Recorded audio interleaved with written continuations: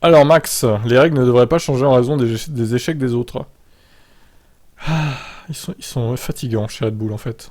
En réponse au dialogue avec les pilotes et les médecins, la FIA a introduit une directive technique avant le Grand Prix du Canada ce week-end qui créera un seuil pour le niveau acceptable d'oscillation verticale.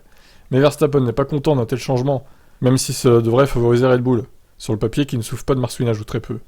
Peu importe si ça nous favorise ou non, je ne le sais pas encore. Ce que je pense, c'est qu'encore une fois, c'est un peu décevant qu'il y ait encore une fois un changement de règle à la mi-saison, je dirais. Bon, c'est même avant la mi-saison là, hein. On n'y est pas encore. Hein.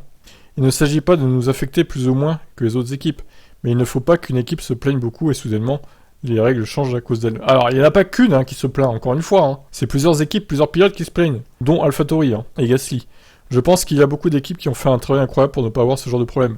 Il est donc possible de contourner ça si vous surélevez la hauteur de caisse de votre F1, vous n'aurez pas ces problèmes. Mais vous perdez en perfo. C'est bien, il a bien appris sa leçon, il a bien récité ce que Horner lui a dit de réciter à Max. Mais si vous ne pouvez pas concevoir la voiture correctement pour ça, c'est de votre faute, ce n'est pas la faute des règles. Pour moi, c'est un peu dommage. Ah là là. Eh bien, on verra si ça avantage ou non Red Bull, mais a priori, ça va les avantager sur le papier. Alors après, ça va peut-être déséquilibrer totalement leur voiture, le fait de rehausser la hauteur de caisse, en cas d'oscillation trop prononcée, ce qui ne devrait pas avoir normalement. Bref, tout ça est un peu flou. On se rendra compte que sur la piste en fait. Hein.